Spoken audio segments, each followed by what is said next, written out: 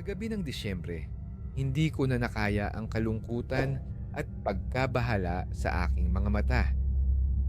Matagal na akong tinitukso ng mga anino sa aming bahay at hindi ko na alam kung paano ko ipaliwanag ang mga nangyayari. Ako na lang yata ang tanging nakakapansin ng mga kakaibang bagay. Ngunit hindi ko kayang ipalaganap ang mga kwento ko sa iba. Baka magmukha akong baliw.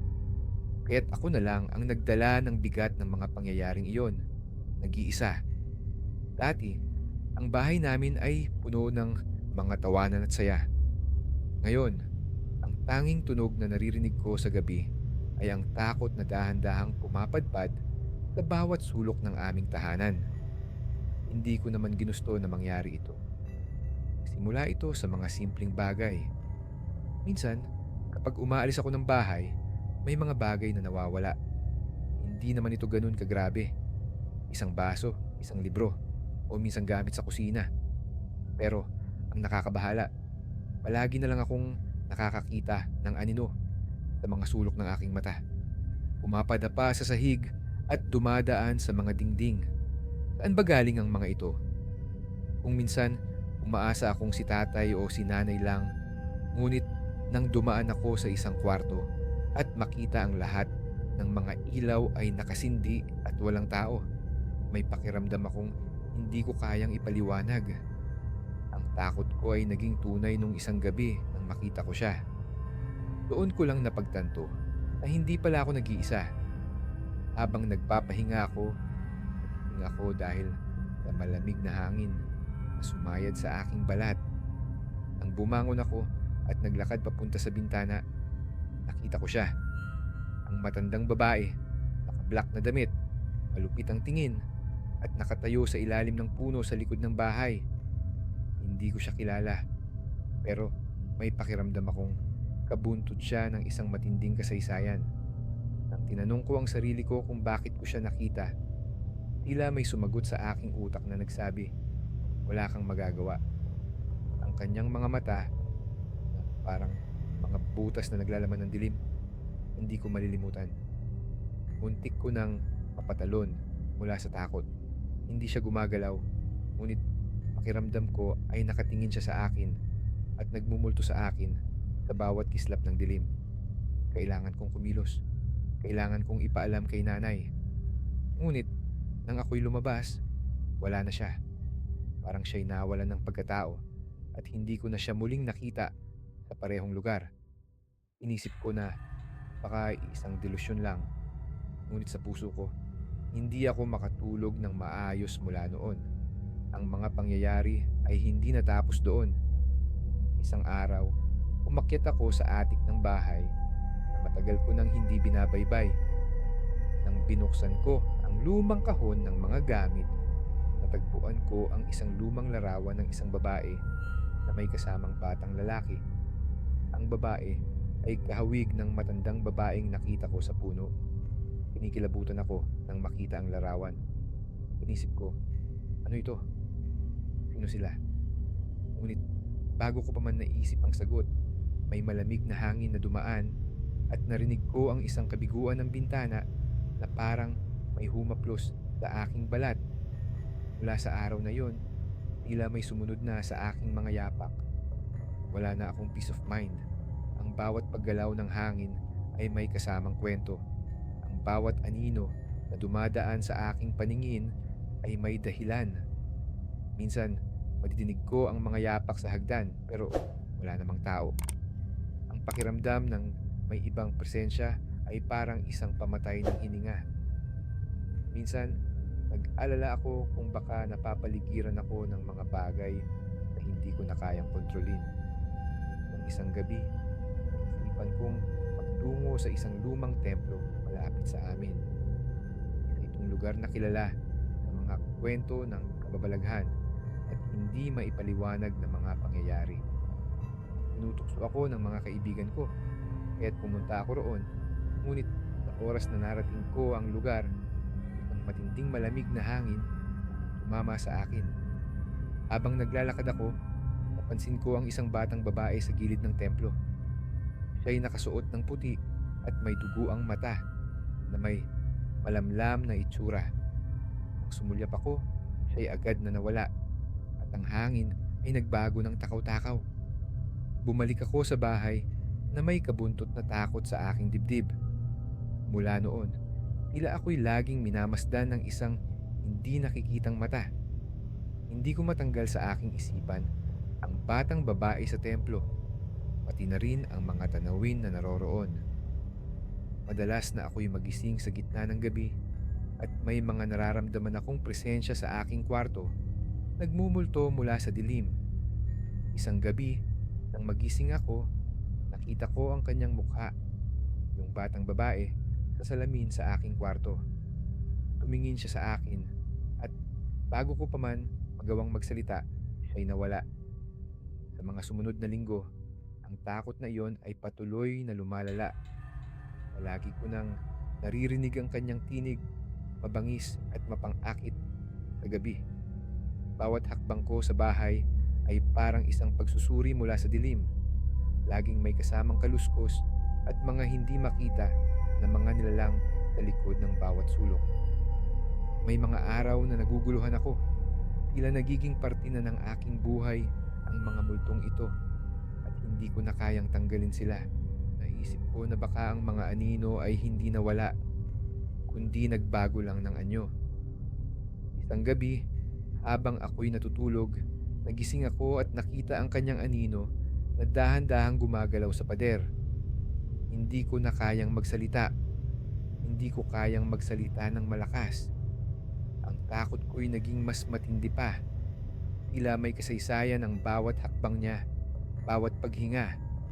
Ang mga pangarap ko ay nagiging tila mga masalimuot na kwento na nauurong sa bawat gabi, hindi ko matanggal sa aking isipan. Nagpunta ako sa simbahan, umaasang makakakita ng sagot. Baka may mga dasal o ritual na makakatulong sa akin. Ngunit habang ako'y nagdarasal sa harap ng altar, isang malamig na hangin ang dumaan. Ang mga kandila ay biglang nag-alab ng mas maliwanag at naramdaman ko ang presensya ng isang nilalang na malapit sa akin. Ang aking katawan ay tila tinutulak at nang magbukas ang aking mga mata, may nakita akong isang anino sa harap ko, ang batang babae na muling lumitaw. Siya'y nakatingin sa akin na may mga mata ng pagkamuhi. Wala na akong magawa kundi magtakbo palayo. Bawat hakbang ko ay tila may sumusunod na kakaibang anino. Bawat tunog ay nagiging mas malakas at parang umaabot na ang mga kamay nila sa aking mga paa. Nakita ko ang aking sarili sa ilalim ng malamlam na buwan at sa bawat paghinga ko, naririnig ko ang mga salita na malalim na hindi ko maintindihan. Itinaas ko ang aking mga kamay at dumaan ang mga panahoy, tila dumaan sa aking katawan, nagbigay ng pangako ng walang katapusang dilim. Isang araw, habang naghahanap ako ng kasagutan, nakatagpo ako ng isang matandang manghuhula. Sinabi niya sa akin, ang mga anino sa iyong buhay ay may layunin. Sinabi ko sa kanya ang lahat ng mga nangyayari at ang kanyang sagot ay ikinagulat ko. Ang nilalang na iyong nakikita ay hindi natutulog. Siya ay naghihintay ng iyong takot. Kapag siya'y nakamtan, walang ligtas. Wala akong maisip na ibang sagot kundi ang magtakbuhan. Ngunit paano ko malalabanan ang isang bagay na hindi ko makita? Bumalik ako sa bahay. Ang bawat sulok ng bawat dingding ay puno ng mga mata na hindi ko makita. Ang mga anino ay nagiging bahagi ng aking buhay. Kakaibang mga takot ang dumating sa akin. Kung minsan, nakakaramdam ako ng mga malamig na alon sa aking balat na hindi ko kayang kontrolin. Ang bawat gabi ay isang laban na hindi ko alam kung paano ipagwagi. Kailangan kong tanggapin na hindi ko na kayang tumakas mula sa takot na ito. Ang presensya na nagsimula bilang isang anino ay naging buhay sa bawat hakbang ko. Nakita ko na siya, hindi na sa malayo. May masamang ngiti at ang kanyang mga mata ay mga kalaliman ng walang hanggan. Hindi ko kayang tanggapin na ito ang naging bahagi ng aking buhay. Siya ay walang pangalan, walang dahilan, hanggang sa isang gabi nakita ko ang tunay niyang anyo. Siya ay isang nilalang na matagal nang naghintay at ngayon nagkaroon na ng bagong katawan sa aking mundo. Sa bawat saglit, dahan-dahan ko nang nararamdaman na tinatangkilik ko na siya. Ibinuka ko ang aking mga mata at ang lahat ng nakikita ko ay ang kanyang mga mata, nakatanim sa mga pader sa bawat sulok ng aking mundo. Siya ay lumapit sa akin at nagbigay ng isang halakhak na hindi ko kayang itago. Ipinakita niya sa akin ang kanyang katawan at ito'y nakatago sa bawat dilim na dahan-dahang nagiging malupit sa bawat pagtulong. Ang kanyang anino ay nagiging bahagi ng lahat ng aking kinabukasan. Naisip ko na baka walang katapusan ito. Nang tiningnan ko ang kanyang mukha, ang mga mata niya'y matalim, puno ng galit at puot. Hanggang ngayon, ang mga anino ay nakatago, patuloy na sumusuong sa aking buhay. Hindi ko na alam kung hanggang kailan, ngunit ang pinakamalupit na parte ng lahat ay hindi ko na kayang alamin kung anong klaseng paghihirap ang naghihintay sa akin. Lahat ng aking pag-iisip ay naging puro ang kanyang mga mata, mga tinig na hindi ko kayang gawing tahimik. Sa bawat gabi, ang mga anino ay nagsisimulang magbigay ng mga palatandaan, nagsasabi sa akin na hindi pa tapos ang lahat. Kailangan ko ng tulong, ngunit ang takot ay hindi ko kayang itago. Walang sumusuporta sa akin. Ako na lang at ang kanyang mga anino. Minsan, tinanong ko ang sarili ko, ano ba ang dahilan kung bakit ako?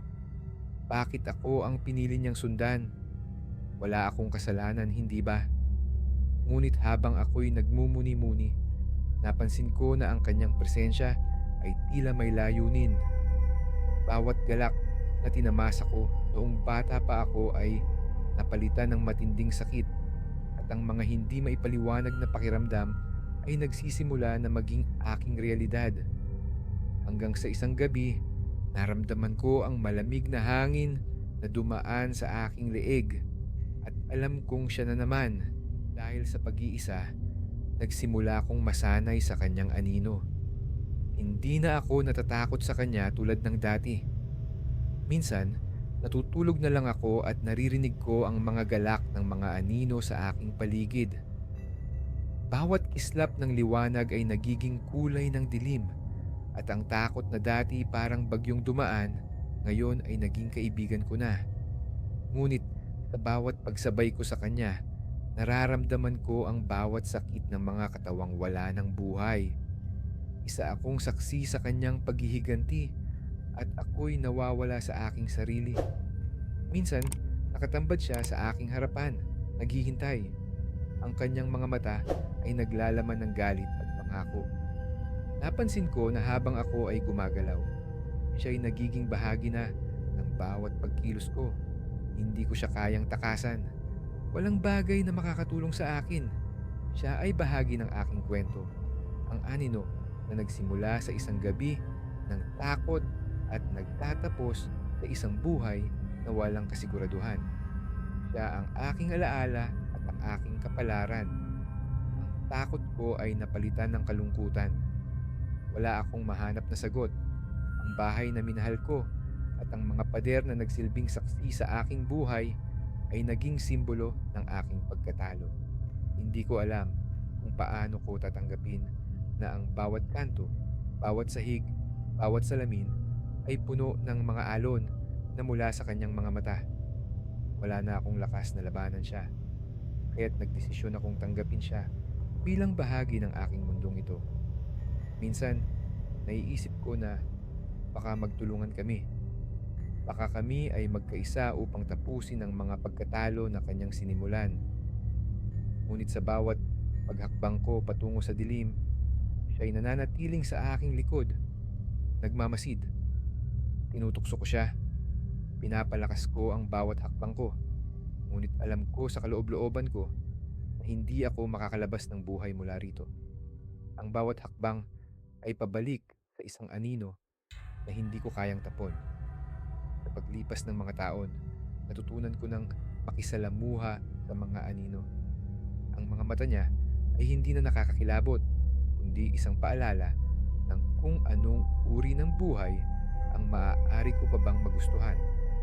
Ang bawat araw ay may bagong hamon, ngunit ang takot ay hindi ko na nararamdaman tulad ng una. Dahan-dahan kong natutunan na ang buhay at kamatayan ay may iisang mukha na hindi ko na kailangang takbuhan. Wala na akong takot at hindi ko na kailangang ipaglaban ang aking sarili. Hanggang sa isang araw, habang ako'y naglalakad sa madilim na daan, napansin ko na hindi ko na siya nakikita. Hindi ko na nararamdaman ang kanyang presensya. Ang mga anino ay naglaho at ako'y iniwan ng aking takot.